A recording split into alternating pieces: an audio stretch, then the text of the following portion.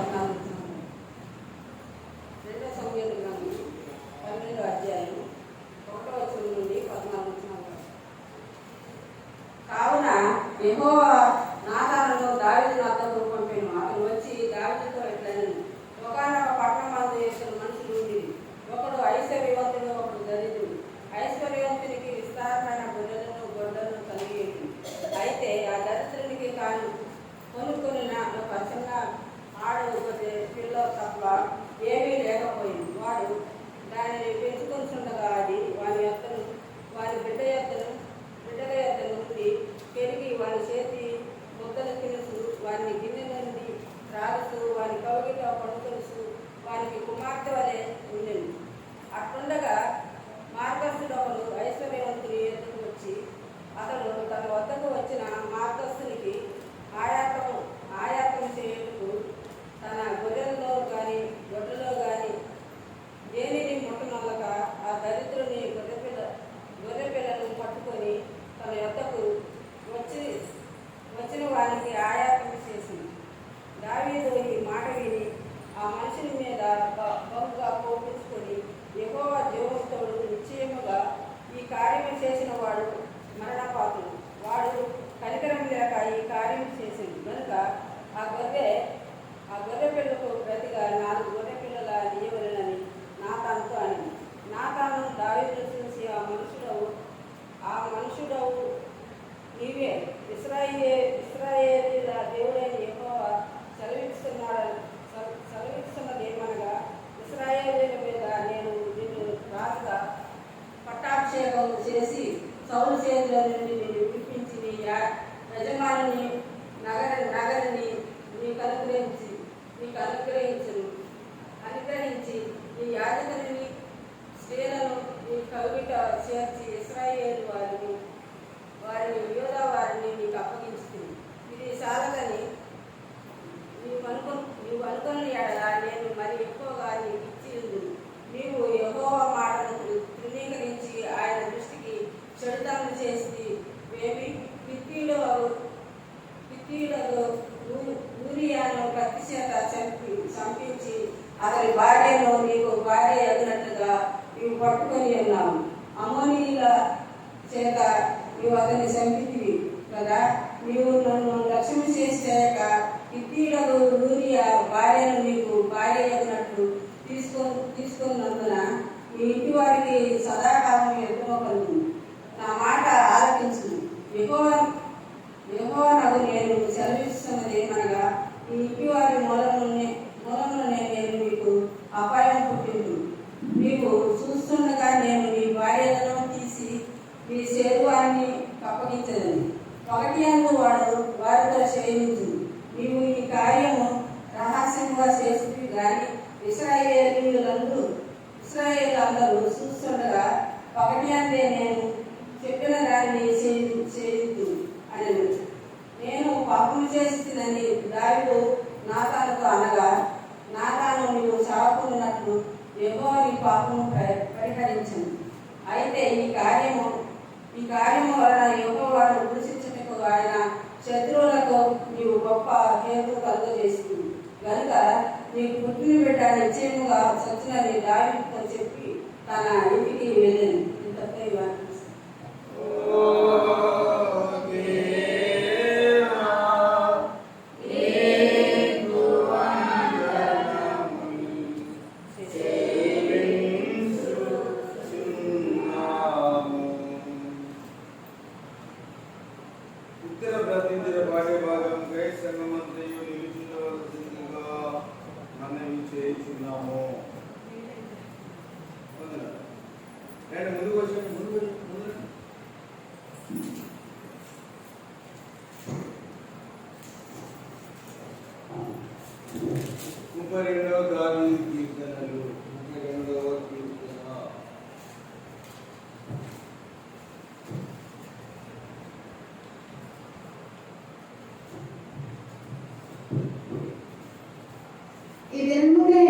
చేయబడిన ఉద్యోగ ప్రత్యక్షములుగా కీర్తనల గ్రంథము 32వ కీర్తన 1 నుంచి 11 వచనం వరకు. కీర్తనల గ్రంథము 32వ కీర్తన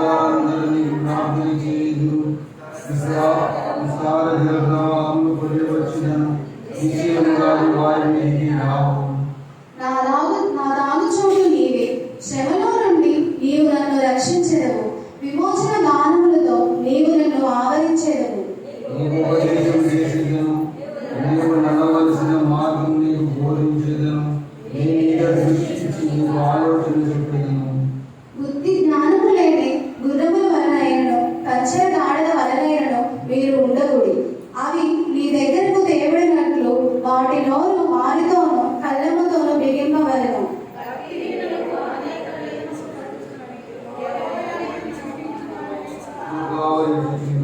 నీతిమంతులారా యెహోవాను బట్టి సంతోషించుడి, ఉల్లసించుడి.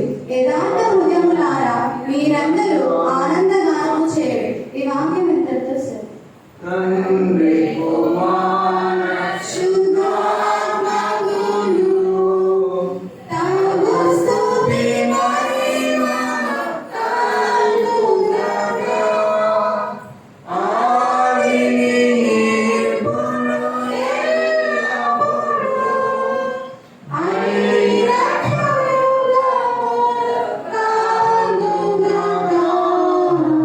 తండ్రి కుమార శుద్ధాత్మకును తగు స్తుతి మహిమను కలుగుగానే. దయచేసి కూర్చోండి. ఈ దినములకు ఏర్పాటు చేయబడిన పత్రిక పాఠం చదువులో రెండవ పాఠం పత్రిక పాఠం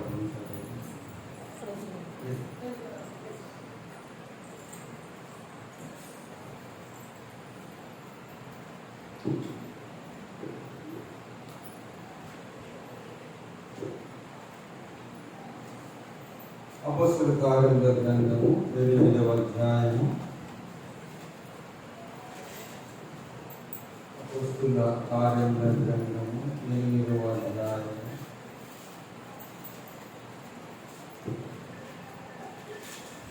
ఈ దినమునకై ఏర్పాటు చేయబడిన బైబిల్ పాఠము అపోస్తలుల కార్యములు 8వ అధ్యాయము 9వ వచనం నుంచి 25వ వచనం వరకు. అపోస్తలుల కార్యములు 8వ అధ్యాయము 9వ వచనం నుంచి 25 వరకు. సీమోనును ఒక మనుషుడు లోగడ ఆ పట్టణములో గారడీ చేయుచు తానెవడో యొక్క గొప్పవాడని చెప్పుకొనుచు సమరయ జనులను విభ్రాంతి పరచుచుండెను. కొద్దివాడు మొదలుకొని గొప్పవాని మట్టుకు అందరూ దేవుని మహాశక్తి అనబడిన వాడు ఇతడే అని చెప్పుకొంచు అతను లక్ష్యపెట్టింది.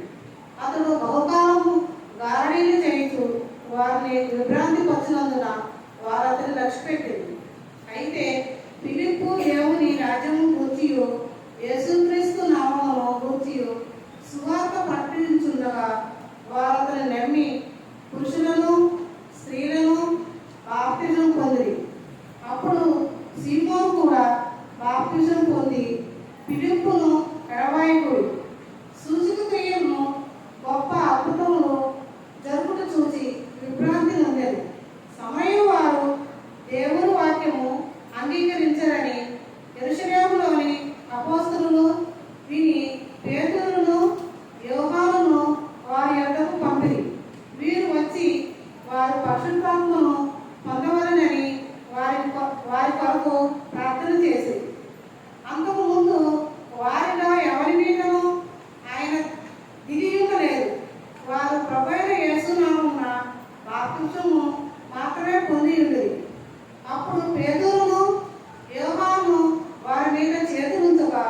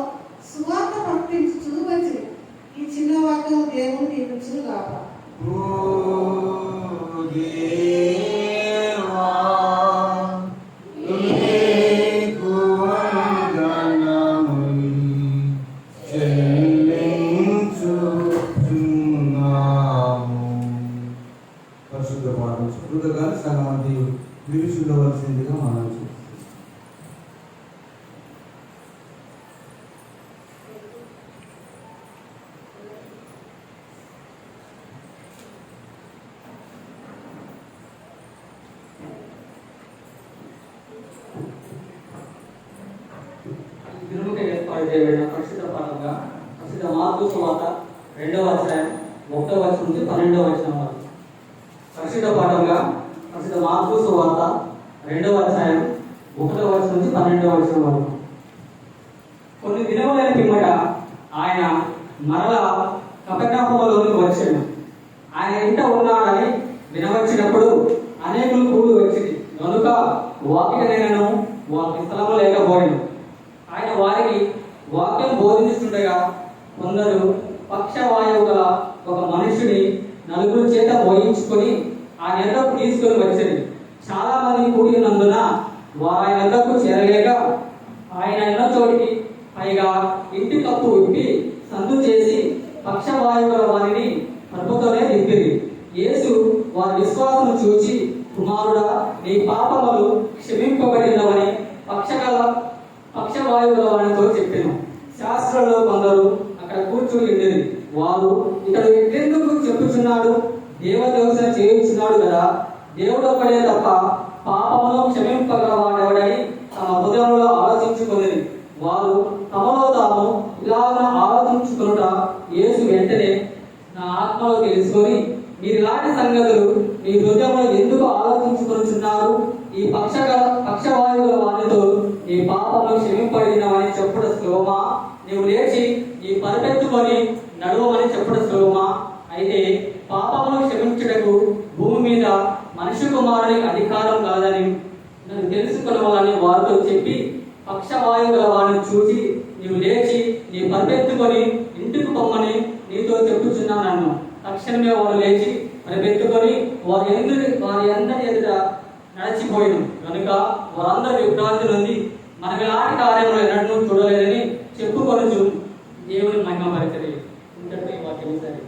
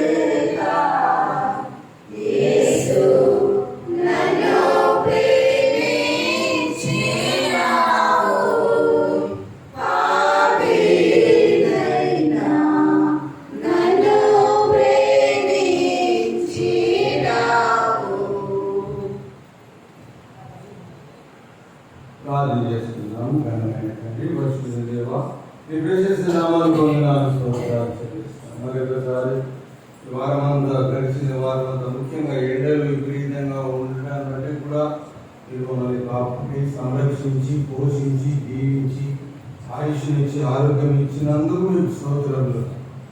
మీ మందిరంలో చేరి మిమ్మల్ని ఆరాధించే భాగ్యాన్ని ఇచ్చినందుకు స్తోత్రంలో కృతజ్ఞతలు చెల్లిస్తున్నాను. ఇంతవరకు ఆరాధనలో నడిపించేవాడు స్తోత్రాలు వందనాలు చెల్లిస్తూ మహింపరుస్తూ ఘనపరుస్తూ కొద్ది నిమిషంలో మీ దాసుడు నన్ను మరుగుపరిచి మీ స్వరం మాకు వినిపించమని, మీ మాటలు మాకు వినిపించమని, మీ వాక్యంలోని సత్యములు మాకు తెలియచేయమని, గ్రహించుటకు మనస్సు దయచేయమని, అంగీకరించుటకు హృదయమును దయచేయమని, లోపడుటకు శరీరమును దయచేయమని, నీ వాక్యంలోని ఆశీర్వాదములు పొందుకునే ఆశీర్వాదములు వాక్యములోని ఆశీర్వాదములు పొందుకునే భాగ్యం మాకు దయచేయమని, మా ఆలోచనలు మా తలంపులు కొట్టివేసి మీ ఆలోచన మీ తలంపులు మీ చిత్తములు గ్రహించుటకు మాకు కృప దయచేయమని, ఆటంకపరచు వారిని బంధించుమని, అడ్డగించు వారిని తొలగించుమని యేసు నామమున ప్రార్థిస్తున్నాను తండ్రి. ఆమేన్. దయచేసి కూర్చోండి.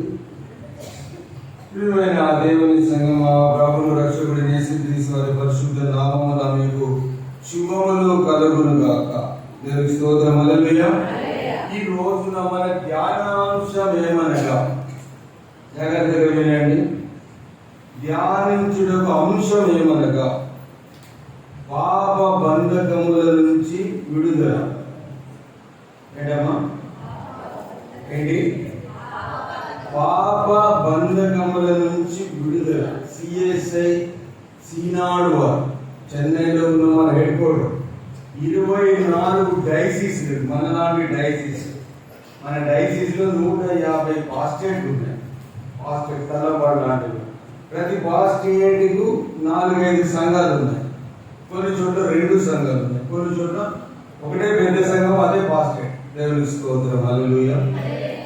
కనుక ఈ రీతిగా 150 సంఘాలకి ఒక్కొక్క సంఘానికి ఇంచుమించుగా యావరేజ్గా 3 సంఘాలు వేసుకున్నారు, ఎక్కువ తక్కువగా ఒక్కొక్క సంఘానికి. అప్పుడు ఎన్నైతే 150 × 3 600, 450 ప్లస్ 150, ఇన్ని సంఘాలు ఇంచుమించుగా 1500 సంఘాలు దాకా ఉన్నాయి. మరి దేవుని స్తోత్రం.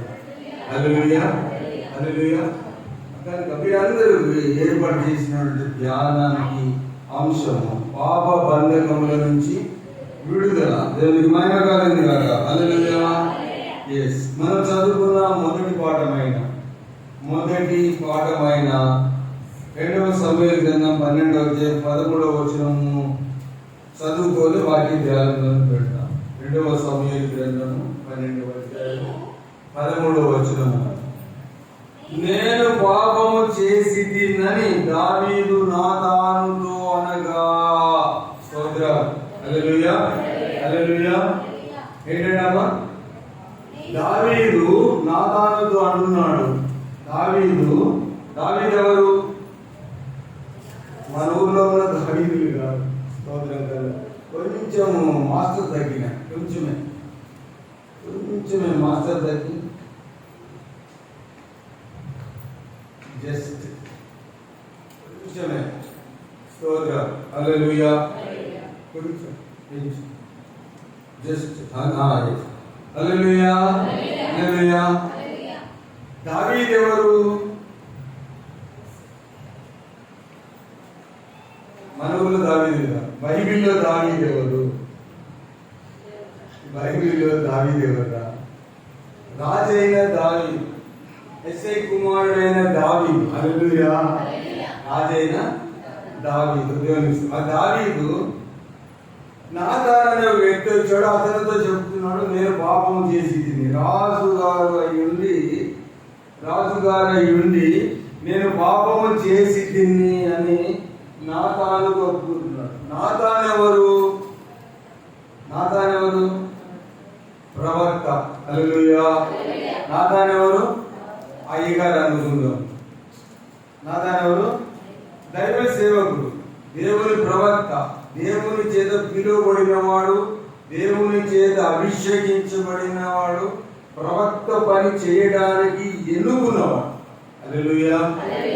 ఆయన ఏం జరిగిందంటే ఈ ప్రవక్త దావీదు రాజు దగ్గరకు వచ్చి ధైర్యంగా చెబుతున్నాడు. ఏం చెప్పాడంటే చదువుకున్నటువంటి లేఖన భాగంలో, దావీదా నువ్వు పాపం చేశావు అన్నాడు. దేవుని స్తోత్రం. హల్లెలూయా. ఆ వచనం ఎక్కడ ఉన్నది? ఆ మనుషుడు నీవు 7వ వచనం. నాతాను దావీదును చూచి ఆ పాపం చేసిన వాడు నువ్వేనయ్యా అన్నాడు. హల్లెలూయా. ఆ పాపము చేసిన వాడు, తప్పు చేసిన వాడు, వ్యభిచారం చేసిన వాడు, దొంగతనం చేసిన వాడు నీవే అన్నాడు. నువ్వు తప్పు చేస్తున్నావు అన్నాడు. మనకైతే పొడుచుకోదు. మనకైతే అరికాలు మొదలుకొని తల వరకు సురుకు పోటు, బీపీ రేజ్ అయిపోతే డాక్టర్ ఇంటికి వస్తాడు. హల్లెలూయా. దైవజనుని పని దైవజనుడు చేస్తున్నాడు. ఆ మనుషుడు నీవే. దైవజనుడు ఏం చేయాలి? ఏం చేయాలన్నా? ఏం చేయాలి? వాక్యం చెప్పాలా? ఏం చెప్పాలి? దేవుడు చెప్పిన మాట చెప్పాలా? ఏం చెప్పాలి? దేవుడు చెప్పాడు నాతాను దగ్గరికి, దేవుని దర్శనం అందుకు, నాతానా నువ్వు లే, దావీదు దగ్గరికి పో అన్నాడు. వెళ్ళాడు. ఏం చేశాడంటే ఆయన ఒక కథ చెప్పాడు, ఒక స్టోరీ చెప్పాడు. ముందు స్టోరీ చెప్పి సంగతి చెప్పాడు. దేవుని స్తోత్రం కలుగుతుంది. మేము మధ్య మధ్యలో ఉపమానాలు ఎందుకు చెబుతాము అంటే, మేము చెబుతున్న అంశం మీకు అర్థం కాదు. స్తోత్రం కలుగుతుంది. మేము ఏది చెబుతున్నామో అది అర్థం అవడానికే ఇతర సంగతులు చెబుతూ ఉంటాం. అసందర్భముగా కాదు. అసందర్భంగా కాదు. దేవునికి మహిమ కలుగుతుంది. ఆయన ఏం చెప్పాడంటే, రాజా ఒక 2 మనుషులు ఉన్నారు ఊళ్ళో. ఒకడు ధనవంతుడు, ఒకడు బీదవాడు. ఒకడేమో ధనవంతుడు, ఒకడు బీదవాడు. ధనవంతుడికి చాలా గొర్రెలు ఉన్నాయి, బీదవాడికి ఒకటే గొర్రె ఉన్నది. ఆ గొర్రెను ఎలా పెంచుకుంటున్నాడంటే, తన గిన్నెలోనే దాపిస్తున్నాడు, తన గిన్నెలోనే తింటున్నాడు. ఇద్దరు కలిసి తింటున్నారు. గొర్రెను ఆయన ఇద్దరు కలిసి పడుకుంటున్నాడు. అయితే ఏమైందంటే ధనవంతుని ఇంటికి ఒక చుట్టం వచ్చాడు. ధనవంతుని ఇంటికి చుట్టం వస్తే ఆ చుట్టానికి ఏం కావాలి? ఆతిథ్యం ఇవ్వాలి. చుట్టానికి బిల్లు చేయాలి. కాబట్టి ఏం చేశాడంటే ఈ ధనవంతుడు, ఇంట్లో చాలా గొర్రెలు ఉన్నాయి కదా, చాలా పశువులు ఉన్నాయి కదా, వీటిలో నుంచి తీసుకోకుండా ఒక్కటే ఉన్నటువంటి ఆ ఒక్క గొర్రెని తీసుకొని వచ్చి కోసి వానికి వడ్డన చేశాడు, విందు చేశాడు అని చెప్పాడు. హల్లెలూయా. అవి కోపం వచ్చింది. ఇతని దగ్గర ఎన్ని గొర్రెలు ఉండగా ఒక్కగానొక గొర్రెను సొంత కూతురులాగా పెంచుకుంటున్నాడు, సొంతగా చూసుకుని పక్కలేసుకొని పడుకుంటున్న గొర్రెను కోసి ఎందుకు వాడిని పెట్టాలి? ఇతని దగ్గర ఎన్ని ఉండగా ఒక్క గొర్రెను తెచ్చి ఎందుకు తెచ్చుకో ఇతనికి వడ్డన చేయాలి అని అంటే దావీదుకు కోపం వచ్చి ఆ మనుషుడే కూడా వాడు నిశ్చయముగా మరణమునకు పాత్రుడు, చావాల్సిందే, బతకడానికి వీల్లేదు. ఒక గొర్రెకు బదులుగా 4 గొర్రెలు ఇవ్వాలి. హల్లెలూయా. హల్లెలూయా. ఒక గొర్రెకు బదులుగా 4 గొర్రెలు ఇవ్వాలి. వాడిని సంపాది, వాడు బతకడానికి వీల్లేదు, భూమిలో ఉండడానికి వీల్లేదు అన్నాడు. హల్లెలూయా. అడుగుడు ఆ పాపం చేసినాడు, ఒక్క గొర్రెను తీసుకొచ్చినాడు, ఒక్క గొర్రెను పోసిన వాడు తప్పకుండా మరణమునకు పాత్రుడు, నేను రాజుని, నేను ఆజ్ఞాపిస్తున్నా అన్నాడు. అప్పుడు ఆయన అన్నాడు 7వ వచనంలో, ఆ పాపం చేసిన మనుషుడవు నీవే, ఆ పాపం చేసిన వాడు నీవే, ఆ తప్పు చేసిన వాడు నీవే, ఆ ఒక్క గొర్రెను తెచ్చుకొని తిన్నవాడు నీవే. హల్లెలూయా. జరిగిన సంగతి ఏంటంటే ప్రియులారా, మరి ఒకసారి కొద్ది మాటల్లో చెప్తాను. దావీదు ఏం చేశాడు? యుద్ధం జరుగుతూ ఉంటే మేడ మీద ఉండాలని తిరుగుతూ ఉన్నాడు. పక్కకు చూస్తే ఒక స్త్రీ కనబడింది. ఆమె బాత్రూమ్ లో కనబడింది.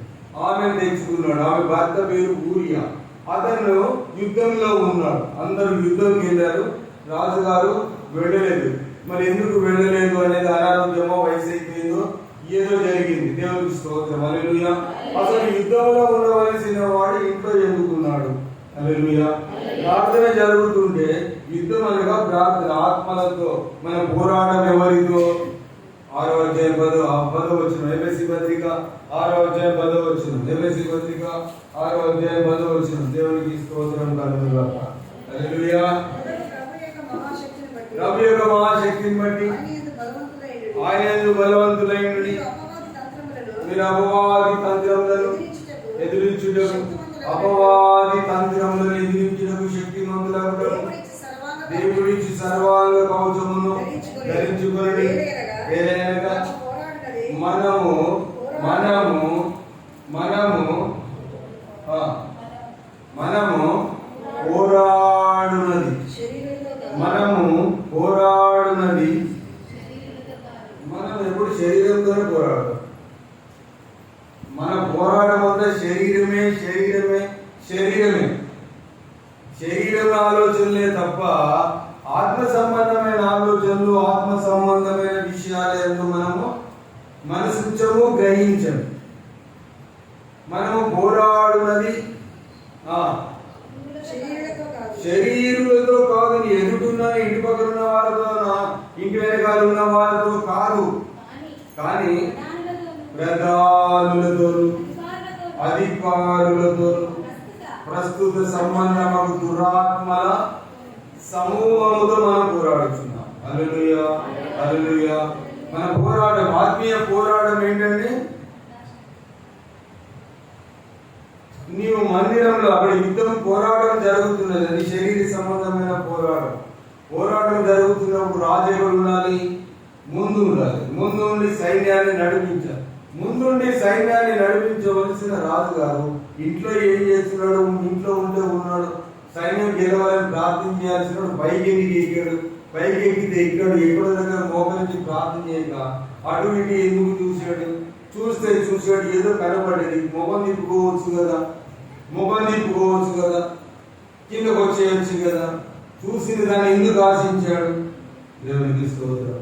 చూసిన దానివల్ల ఆశిస్తావా? నువ్వు రాజు అయితే మాత్రం, నువ్వు ఎంత గొప్పడు అయితే మాత్రం, నీకు ఎంత ఆస్తి ఉంటే, అధికారం ఉంటే, మంత్రి అయితే, ఎమ్మెల్యే అయితే, నువ్వు ఎంత ఇది ఉంటే నువ్వు ఆశించిందల్లా కావాలని కోరుకుంటావా?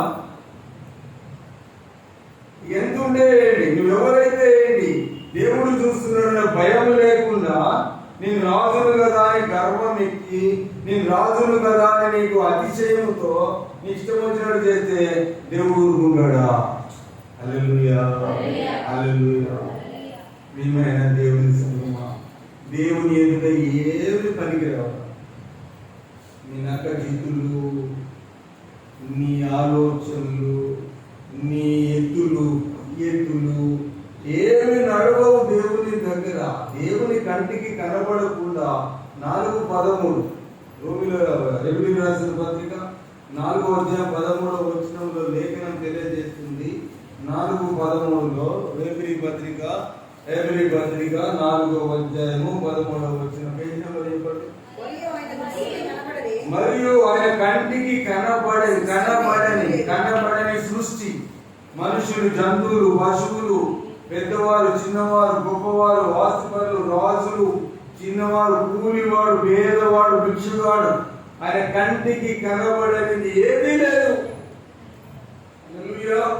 నేనేదో చేస్తున్నా దేవుడు చూడడం లేదులే అని రాజుగారు ఏం చేశాడంటే తను ఆశించిన ఆ స్త్రీని తెచ్చాడు. తన భర్త ఎక్కడున్నాడు? యుద్ధంలో ఉన్నాడు.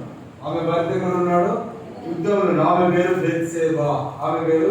బెత్షెబా. భర్త పేరు ఊరియా. మన పొలం వేసే యూరియా కాదు, ఊరియా. ఎవరికి దేవుని అతడు నీతిమంతుడు, యథార్థవంతుడు. ఈమె తెచ్చుకున్నాడు, ఈమెను ఉంచుకున్నాడు. యుద్ధం చాలా దినములు జరిగింది. తర్వాత ఇంటికి పంపించాడు. ఆమె గర్భవతి అని కబురు చేసి. హల్లెలూయా. హల్లెలూయా.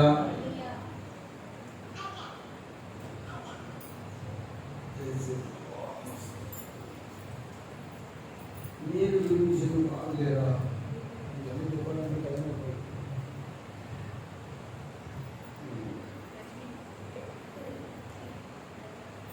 ఆమె గర్భవతి అని కబురు పెడితే రాజు ఏం చేసిందంటే యుద్ధంలో ఉన్నవాడు పిలిపించాడు. యుద్ధంలో ఉన్నవాడు పిలిపించి నువ్వు ఇంటికి వెళ్ళి నాయనా అన్నాడు. నువ్వు ఇంటికి వెళ్ళి ఎందుకు ఈ పాపం అంతా ఆయన మీద వేయడానికి. హల్లెలూయా. ఈ పాపం చేసింది తను, లోపల కామ కోరికలు పుడితే చేసిన పని ఈయన, తప్పు చేసింది ఈయన, మళ్ళీ భర్త మీద వేసేద్దామని చూశాడు.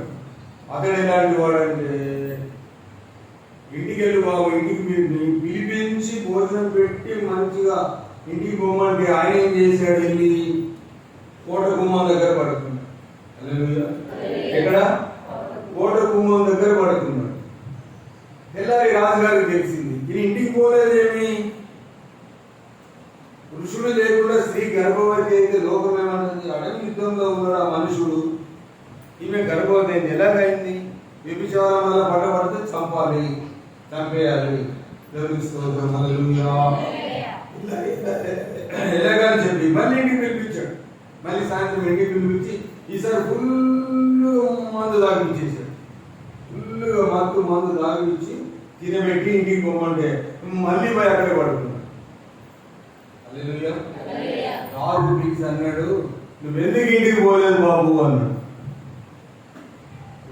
ఆ ఊరి అంటున్నాడు, దేవుని జనులు దేవుని సైన్యము యుద్ధములో ఉండగా, దేవుని మందసము దేవుని ప్రజలు ఇశ్రాయేలు ప్రజలు యుద్ధములో ఉండగా, యుద్ధము చేస్తూ ఉండగా, అక్కడ గొడవ జరుగుతుండగా, ప్రాణాలు పోతూ ఉండగా నేను ఎలాగ ఇంటికి పోయి పడుకుంటా, నేను ఎలాగ భార్యతో ఉంటా, నేను ఎలాగ సంతోషంగా ఉంటాను అన్నాడు.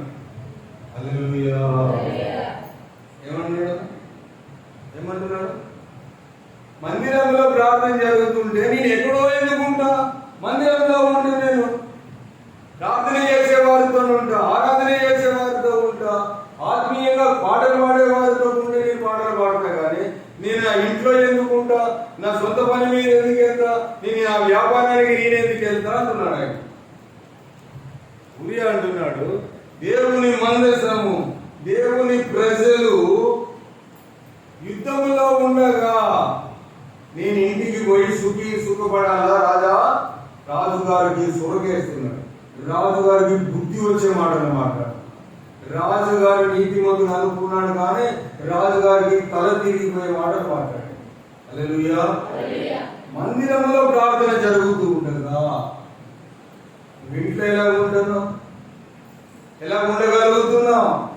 వాక్యం చెబుతున్న మాట, ఊరియకున్నంత నీతి, ఊరియకున్నంత భక్తి, ఊరియకున్నంత యథార్థత, సత్యము దావీదుకు లేకుండా పోయింది.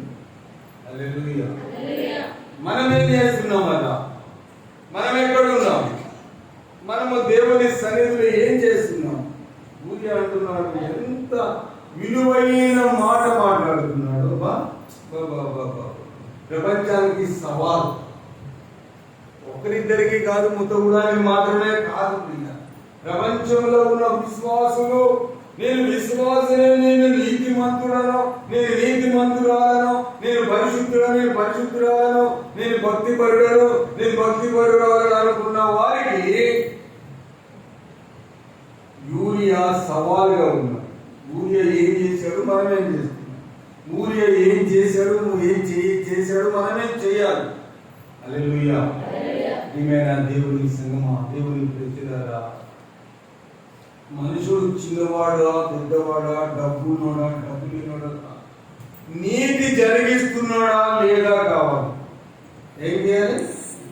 దేవుడు ఏం కోరుకుంటున్నాడు మన నుంచి? రాత్రి మనం ధ్యానం చేసుకున్నాం. దేవుడు మన నుంచి ఏం కోరుతున్నాడు? ఫలములు కోరుతున్నాడా? నీతి ఫలములు కోరుతున్నాడు, యథార్థ ఫలములు కోరుతున్నాడు, సత్య ఫలములు కోరుతున్నాడు. పిచ్చి ఏం కోరట్లేడు దేవుడు మన నుంచి. హల్లెలూయా. కనుక ఇక్కడ ఊరియా అన్నాడు, నేను పోనంటే ఏం చేశాడంటే ఊరియాను పిలిపించి ఊరియాను ఉత్తరం రాశాడు. యుద్ధం జరుగుతుంది, సైనికులు మన ఎవరు సైన్యాధిపతి ఉంటాడు, ఆయన పేరు యోవాబు. సైన్యాధిపతికి ఉత్తరం రాశాడు. యోవాబు, ఇదిగో ఈ ఊరియా నేను పంపిస్తున్నా, ఈయనను ఎక్కడ పెట్టాలంటే యుద్ధం ముమ్మట స్థానంలో పెట్టాలి. ఇక్కడ యుద్ధం ముమ్మరంగా జరుగుతున్న స్థలంలో నువ్వు పెట్టాలి. ఒకవేళ చనిపోయిన పర్వాలేదు, బాధపడదు. ఉత్తరం దావీదు గారికి ఇది రాశాడు. హల్లెలూయా. నీతిమంతుని చంపడానికి, నీతిమంతుని రక్తము ఒలిగించడానికి, నీతిమంతుని కొట్టడానికి, తిట్టడానికి, శపించడానికి సిద్ధపడ్డాడు దావీదు. నీతిమంతుడైన వాడిని, యథార్థవంతుడైన వాడిని,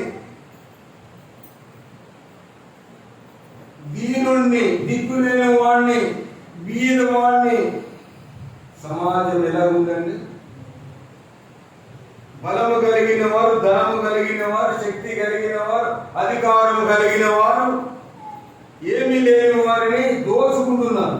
దేవునికి మహిమ కలుగుతున్నారు. వీరు చెప్పినట్టు వాళ్ళు వినాలి, వారికి లోబడి ఉండాలి, అణిగి మణిగి ఉండాలి. వీరు చెప్పినట్టే నడుచుకోవాలి, వీరు చెప్పినట్టే చేయాలి. దేవుడు నీతిమంతుల పక్షముగా ఉంటాడు. హల్లెలూయా. దావీదు నేను రాజులు కదా అనుకున్నాడు. ఆ పేదవాడైనా, దీనుడైనా, నీతిమంతుడైనా ఊరియాని చంపించడానికి ఉత్తరం ఆయనతోనే రాసి పంపించాడు, ఇంకొకరితో కాదు. నన్ను ఆయనతోనే ఉత్తరం రాసి సీల్ కవర్ అంటారు. ఇవాళ రేపు ఎవరికైనా ఆఫీస్కి ఉత్తరాలు పంపుతుంటే ఏమవుతున్నారు? Shield cover, sealed cover, seal చేసి మళ్ళీ ఎవరు ఓపెన్ చేయడానికి వీల్లేదు. ఒకవేళ యూరియా ఓపెన్ చేస్తే ఏమయ్యేది? నీతిమంతుడు కనుక చెప్పింది చెప్పినట్టుగా చేస్తున్నా. హల్లెలూయా. కవర్ తీయకుండా, లోపడేముందో చదవకుండా అలాగే భద్రంగా తీసుకొని వెళ్తున్నాడు. హల్లెలూయా. మనకు ఒక పని చెప్పితే చూసి రమ్మంటే కాల్చి వస్తాం. ఈ మాట చెప్పి రమ్మంటే దానికి 4 కల్పించి చెబుతాం. ఇది చెప్పమంటే ఇంకొకటి చెబుతాం. మొత్తం అందుకే మరి సినిమాలు ఇంత ఇంకెందుకు అవుతున్నాయి? ఇప్పుడు 100 కోట్లు 1000 కోట్లలో కలెక్షన్స్ వస్తున్నాయంటే రాసేవాడు అలా రాస్తున్నాడు స్క్రిప్ట్. దేవుని తీసుకోవస్తున్నాడు.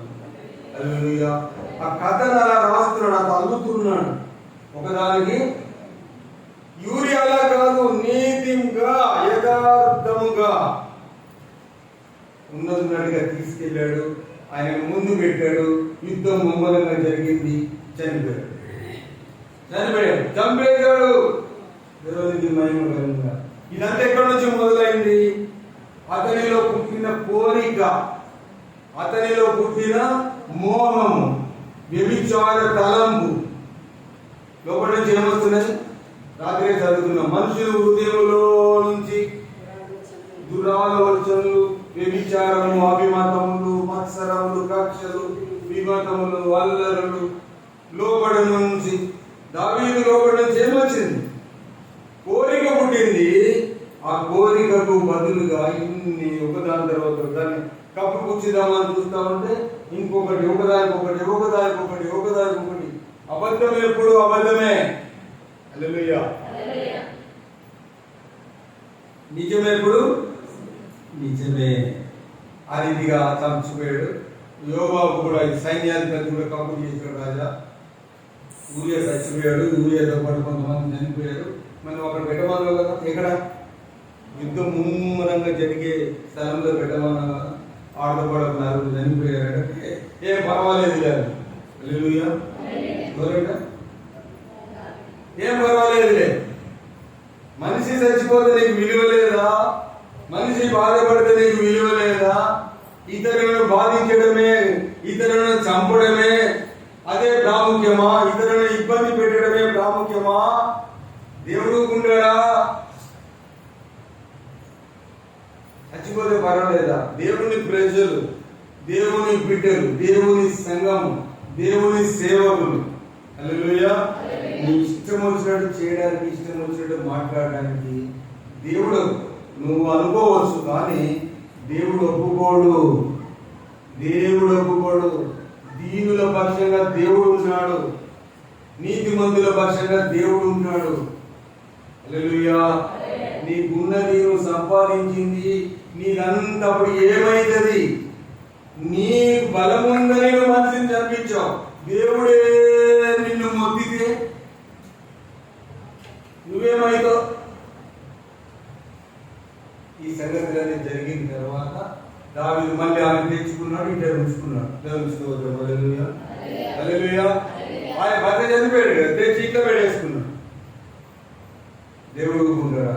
నాతాను లే, సమయం తర్వాత ప్రవక్త నాతాను లేవను, కోపంగా మాట్లాడుతున్నాడు దేవుడు. దేవుడికి కోపం వచ్చింది. వెళ్ళు దావీదు దగ్గరికి, వెళ్ళు రాజు దగ్గరికి, వెళ్ళు మాట్లాడు. దావీదుతో మాట్లాడాలంటే, రాజుగారితో అధికారులతో మాట్లాడాలంటే, పెద్దవారితో మాట్లాడాలంటే, జరిగిన సంగతి వివరించాలంటే ఏముండాలమ్మా? ఏముండాలి? 2 గుండెలు ఉండాలి. ఒకటిగా, ఒకటేమో ధైర్యానికి, ఇంకోటి అవసరమైతే ప్రాణం పోయినా తట్టుకుంటాను. 2 గుండెలు కావాలి. దేవునికి స్తోత్రం కలుగుతున్నా.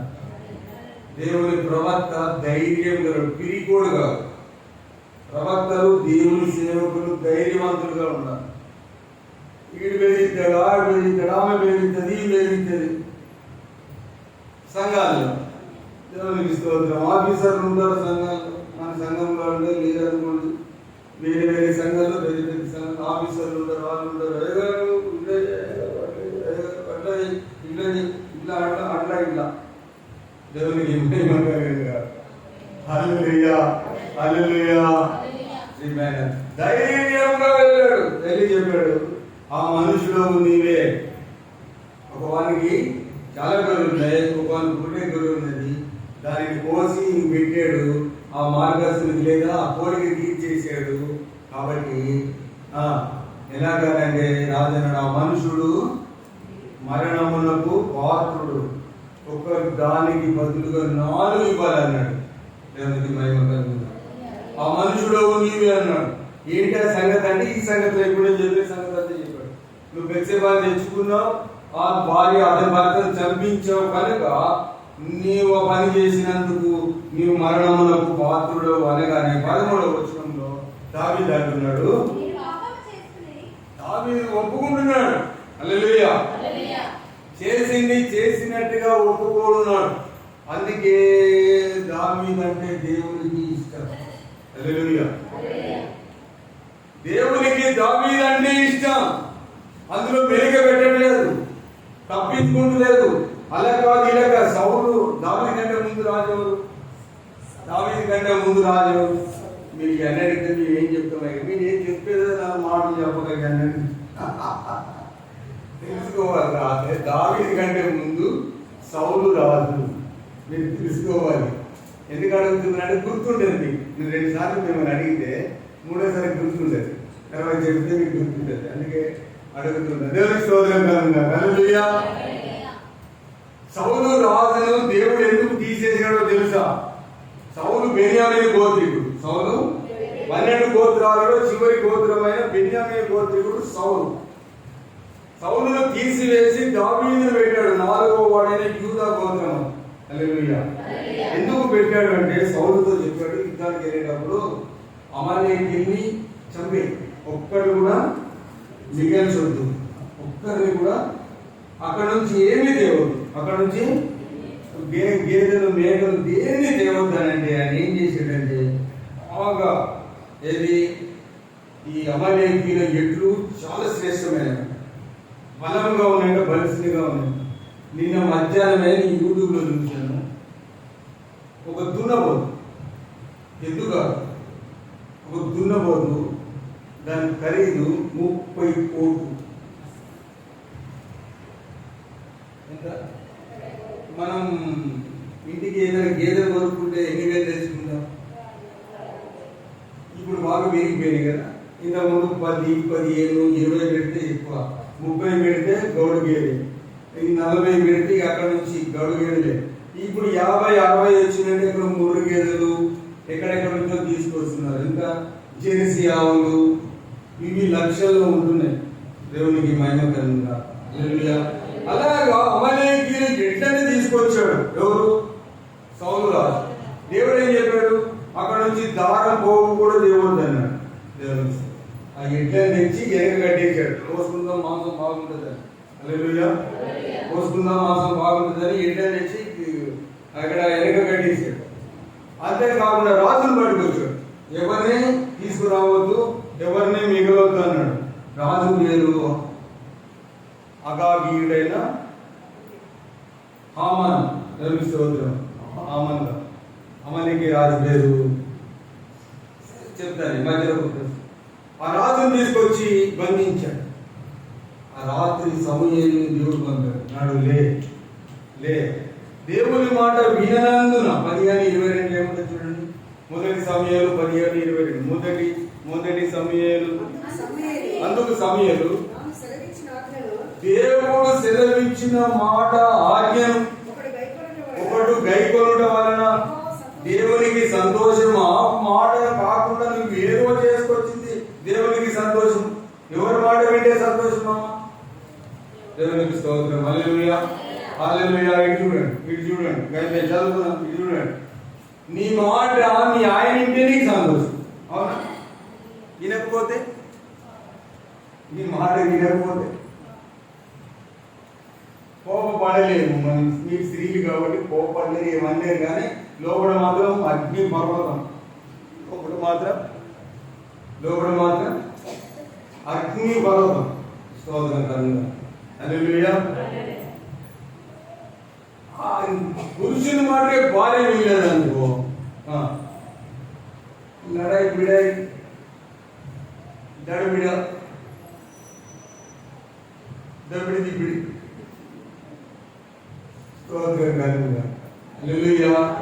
ఏది ప్రాముఖ్యం? భర్త మాట భార్య వినాలి, భార్య మాట భర్త అర్థం చేసుకోవాలి. హల్లెలూయా. దేవుని మాట, దేవుని ఆజ్ఞను పాటించకపోయి మాట వినకుండా ఎద్దులు తెచ్చాడు, రాజును తెచ్చాడు, సమూయేలుని పంపించాడు. నేను చెప్పిన దేవుని మాట వినుట సంతోషమా, బలులు అర్పించుట సంతోషమా? ప్రవక్తలు అడిగాడు. నువ్వు పాపం చేసావంటే కాదు దేవుడికి బాగుంది కానీ తప్పు చెబుతున్నాడు, అబద్ధం చెబుతున్నాడు. దావీదు ఏం చేశాడు? నేను పాపము చేసి తిని. హల్లెలూయా. దావీదు అంటున్నాడు, నేను పాపం చేశానయ్యా. ఒప్పుకోగానే దేవుడు అక్కడ ఏం చేశాడంటే, మనము మళ్ళీ 2 సమూయేలు 12:14 దావీదు నాతానుతో అనగా, నాతాను నీవు చావకుండా, ఎందుకనగా నువ్వు పాపం ఒప్పుకున్నావు కనుక, యథార్థంగా ఒప్పుకున్నావు, నీతిగా ఒప్పుకున్నావు, చేసింది చేసినట్టు ఒప్పుకున్నావు కనుక నేను తప్పు చేస్తున్నాను, తప్పుడు నడక నడుస్తున్నాను, తప్పుడు మాట్లాడుతున్నాను, తప్పుడు చూస్తున్నాను, తప్పుడుగా బ్రతుకుతున్నా, తప్పుడులో ఉన్నానని ఒప్పుకున్నావు కనుక ధైర్యం కావాలిరా, నేను పాపం చేశానని ఒప్పుకుంటాను. హల్లెలూయా. నువ్వెంత ధైర్యవంతుడవో, నువ్వెంత భీకరుడవో, నువ్వెంత ధైర్యవంతురాలవో టెస్ట్ పెడదాం అప్పుడు. స్తోత్రం కలుగుగా. హల్లెలూయా. ఒక జోకు చూశాను నేను మొన్న ఒక జోకు చూశాను వీడియోలో.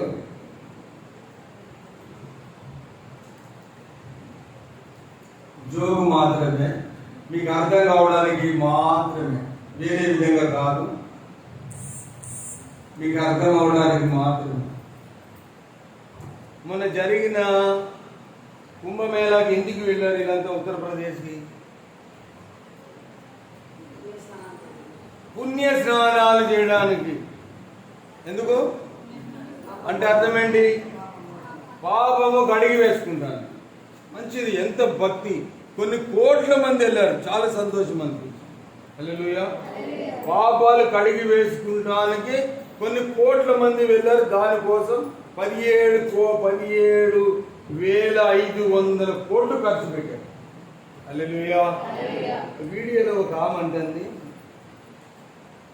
నువ్వు అంత దూరం పోయి ఇన్ని వేలు ఖర్చు పెట్టుకొని, ఇన్ని 100,000 ఖర్చు పెట్టుకొని రైలు మీద రైలు మారి, బస్సుల మీద బస్సులు మారి, విమానం ఎక్కిపోయి నువ్వు ఆ నీళ్ళల్లో మునిగి పాపం కడుక్కునే